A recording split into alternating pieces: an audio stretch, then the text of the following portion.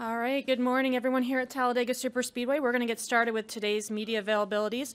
We are joined by one of our playoff drivers, Alex Bowman, driver of the number 88 Nationwide Chevrolet, who will be racing this Sunday in the 1000bulbs.com 500. We will open it up to questions, and we'll go right here to Jonathan, and then we'll go to Dustin.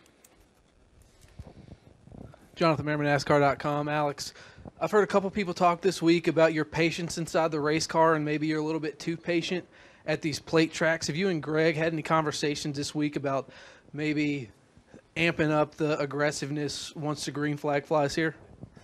Yeah, I mean, we're gonna have some talks here later today about it, and I don't know that I'm necessarily too patient. I saw a stat yesterday. We've led the 4th most laps of anybody this year on speedways, and most of any of the Chevys. So I was a little surprised by that, but we've had really fast cars all year, and I guess I've been pretty conservative, I guess, as far as getting it to the end of the race. So I still got to do that on Sunday because we got to be there at the end to win. But I don't think stage points are going to help us make the transfer the next round. I think a win's going to have to get it done, and we got to do what it takes to make that happen. We'll go to Dustin. Dustin Long, NBC Sports. Alex, with being the last Hendrick car eligible to advance to the next round of the playoffs, with Chase already in, what level of help do you expect to get, or should you expect to get from your teammates this weekend? Yeah, I don't really know. Obviously, it's a new situation for me, and you know, I've kind of been on the other side of it coming here in 2016 when the other cars weren't locked in. And I wasn't in the playoffs at all, obviously. So, you know, you try to help out or cut them breaks when you can. But now being the only guy, it's definitely a different situation. I don't know what will or won't happen. It's really tough to say. I'm appreciative of any help they give me, and I'll take what I can get. But I don't know exactly what that's going to be. I mean, we've had situations where just the 4 of us have tried to work together before. And we've never been able to make it work like some of the other manufacturers have. So we have some work to do just to get all that ironed out, you know, let alone trying to push one car to the front. Any additional questions for Alex? We'll go to Reed on the far right. Reed Spencer with NASCAR Wire Service. Obviously, your organization made big news this week. Do the changes affect you at all in terms of the way things operate? I would say a little bit in that obviously Darian's moving to a different position, and Kevin's coming on board. So I know Kevin a little bit from when I was at JRM, and just kind of working closer with him will be neat. But the 4 of us work pretty closely together. The 4 teams do. So some new faces, or a new face there. Chad moving over to a different car and all that. So it'll be a little different, but not really much different. It won't affect the 88 team. All our people are going to stay the same and all that. So, you know, I think it's an interesting move for sure. I'm excited to see how it plays out. I'm excited for Jimmy and for William and Chad and everybody involved. It's going to be pretty cool to watch. Anything additional? We'll go back to Dustin. Dustin Long, NBC Sports. A couple things.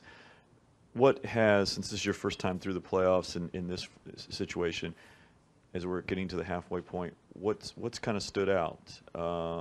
What's maybe a little bit different than what you thought, and what you thought? You know, the thing that stood out to me was just going into the Roval, the stress and the pressure of it. You know, we weren't in a great points position, and I'm not a road racer by any means, so I was probably it was one of the most stressful weekends of my career. You know, just a lot of pressure going into that, and fortunately enough, we were able to have a good, solid couple days there and not tear anything up and get a good finish. So that was really surprising to me because I'm typically not one to let a lot of pressure get to me, but in that situation, it definitely did. Other than that, I mean, it's really just more races. I mean, we approach races the same way we've approached them all season long. I feel like we've been able to step our program up. You know, we don't have much to show for it, unfortunately. You know, we were really strong at Vegas and Richmond and didn't get good finishes at either.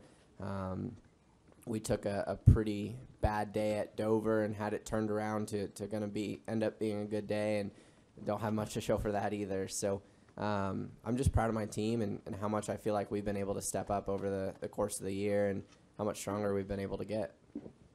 Also, with the first half of this playoffs, it's certainly been a wide variety of tracks. After this weekend, it gets to 3 of the last 5 are on 1.5-mile tracks. How might that change the complexion from the first half being a roval, a 1.5-mile short track, a mile high bank, to 3 of the last 5 then being 1.5 miles? How does that change things, and how might that change who's strong, who's not? Yeah, it's tough to say. Obviously, the big 3 have been pretty dominant on the 1.5 miles, but I feel like we've done a ton of progress to our 1.5-mile program. We were a solid 3rd-place car in Vegas this year, which I mean, after the first Vegas race, I never thought we'd go back there and be that strong. So it was cool to be able to do that. But yeah, it'll be interesting to see whose 1.5-mile program is where. Kansas is kind of an interesting place, being a repave. Texas as well, being a new configuration.